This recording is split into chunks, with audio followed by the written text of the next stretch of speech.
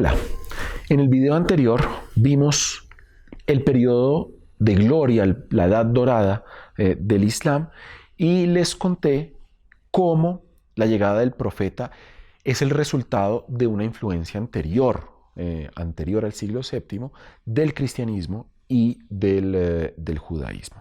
Ahora, en este video quisiera que habláramos del Corán como libro sagrado, de su estructura, de sus particularidades, a diferencia de otros libros sagrados como la Torá o la Biblia de los cristianos.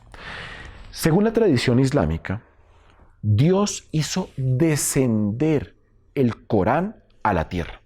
Es decir, que para los musulmanes el Corán no es un libro escrito por compañeros del profeta, sino que es un libro escrito directamente por Dios desde el cielo, que lo hace descender gracias al arcángel San Gabriel, y que este arcángel le va a enseñar al profeta el texto del Corán. Es decir, que el profeta no escribe en ningún momento del Corán, y los musulmanes tampoco consideran que Muhammad sea el hijo de Dios, contrariamente a lo que piensan los cristianos, ¿sí?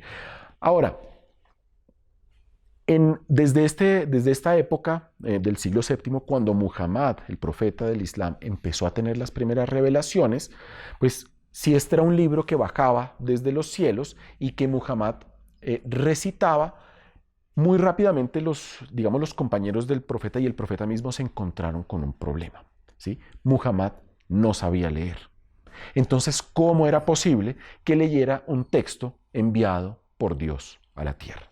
Entonces, sencillamente, este primer Corán era un texto oral, y para aprendérselo más fácilmente había que salmodiarlo, había que cantarlo, y por medio del canto Muhammad lo memorizaba fácilmente y se lo transmitía de manera más sencilla a sus compañeros de los primeros años del Islam, ¿sí?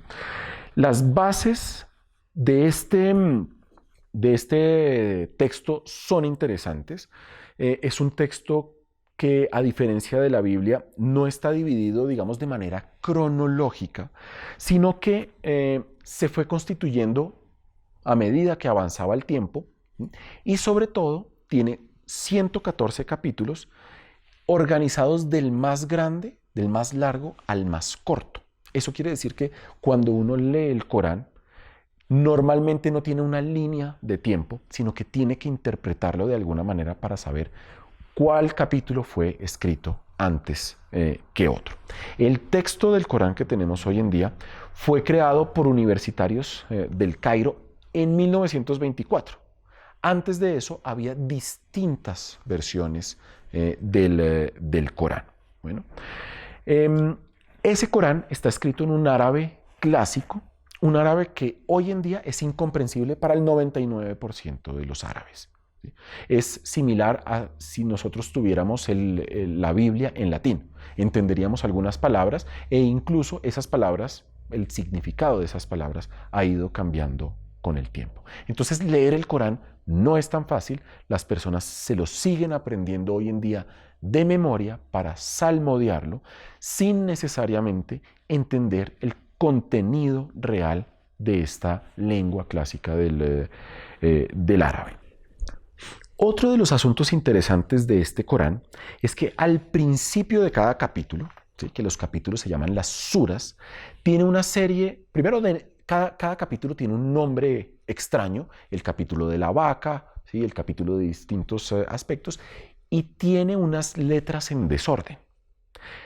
El contenido de esas letras en desorden es muy misterioso, pero probablemente le servían a la persona para recordar el contenido de ese capítulo, ¿sí? Eran, técnicas de memorización de esos capítulos. Aparte del Corán, tenemos otros textos sagrados para el Islam. Obviamente, este Corán desciende de los cielos, le sirve a Muhammad para gobernar el país y para unificar esta península arábiga, pero después de la muerte del profeta, este texto no va a ser suficiente para que los musulmanes digan vamos a vivir según el Corán. ¿Sí? Había muchos aspectos de la vida cotidiana que no estaban incluidos en este texto. Por eso, los musulmanes van a tener otro tipo de libros que se llaman los hadís. ¿Sí? Los hadís son relatos de la vida del profeta contada por personas que lo conocieron. Eso le va a dar al Islam un cuerpo de textos mucho más sofisticado, mucho más robusto, que le va a permitir a los líderes, a los primeros líderes del Islam, imponer unas leyes que le permitan a las personas entender cómo quería que vivieran según el profeta.